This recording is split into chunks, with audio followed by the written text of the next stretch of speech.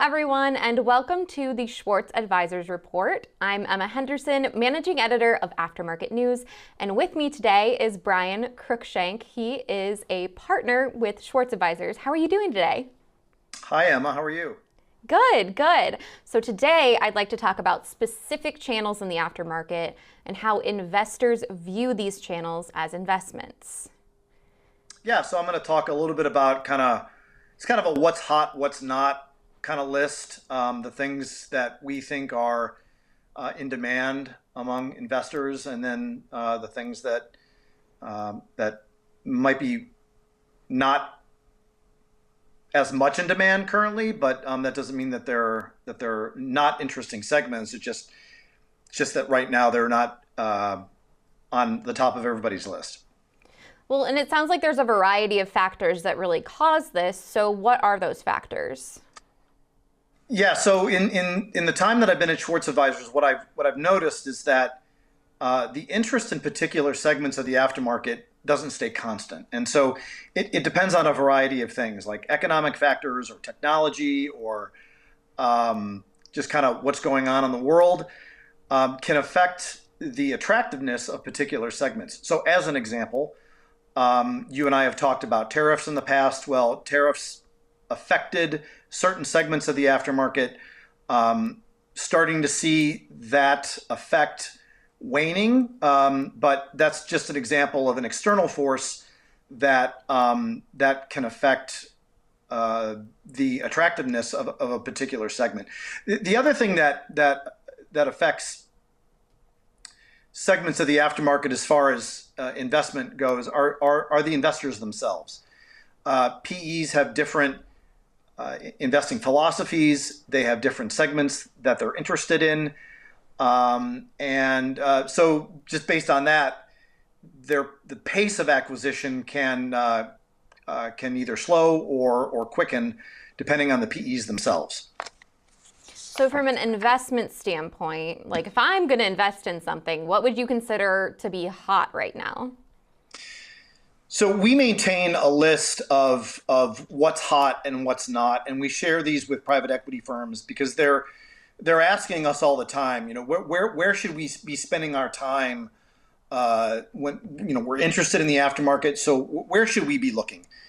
So right now, to us, the areas of the aftermarket that are hot is really anything service related. We've talked a lot about tire dealers and how those continue to be of interest. We just saw Les Schwab make a fairly small acquisition in the last couple of weeks. Sun, which is owned by Leonard Green, they continue to make a lot of acquisitions. Discount Tire made an acquisition. And we believe that this segment will just remain robust kind of because of the amount of interest and deal activity that's going on. Another area that we think is of great interest for investors is mobile service. It's really having its moment, and that's both on the light vehicle and heavy truck side of the aftermarket. We're bullish on auto salvage. These are very sophisticated businesses, and I think when investors hear auto salvage, they think junkyard, and that's really not what these are. These are very sophisticated businesses that do quite well, and as such are pretty attractive to investors. On the distribution side, this is one of those where we see consistent interest, though the interest this year has been a little soft. But I've been watching distribution my entire career, watching the change from distribution being dominated by independent distributors and program distribution groups. Now it's evenly split between independent distribution and the publicly traded guys, O'Reilly, AutoZone, GPC, and Advance. But I think that, and it's a very fragmented market, so I think that continues to garner interest by investors. And one area that I will point out where I think there's particular interest, and that's on the commercial truck side of distribution. The big acquirers within commercial truck distribution have historically been Fleet Pride and Truck Pro to a lesser extent. They've slowed down their pace of acquisition, and so I think there's there's probably room for somebody to come in and start rolling up commercial truck distributors. And then the last one that we think is still pretty hot is car wash. Car wash was really hot for a few years, and the multiples were very, very high. Multiples are not as high, and the fact that multiples were as high as they were maybe scared off some investors. But we're still seeing activity there. AEA investors acquired Splash Car Wash in April. Oak Tree Capital acquired Whistle Express in February. And so we think there's still a lot of interest there. So you've named the areas that are hot. I'm curious what's more lukewarm / less hot right now? Well, it's in the aftermarket. So we know that everything in the aftermarket is red hot, right? These are just areas that maybe, as far as investors go, maybe aren't as interesting. One is quick lube. Some investors just don't like the quick lube space because of ice exposure.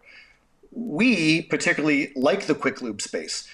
We think there's a lot of white space there. There's only about 8,000 quick lube locations in the United States. It's still somewhat fragmented, so we think that there's room for acquisition. Last year, we helped a Miami-based PE make an acquisition of some Valvoline instant oil change MSO businesses in Texas and New York, and we think that there's still a lot of interest there. Another area that maybe isn't as hot is the collision space, and this is more a case of technology impacting a segment. So there'll still be accidents, and body shops will continue to do the work, but through ADAS and other technology, maybe the severity and frequency of collisions will be less. That may affect the way some investors view the collision space.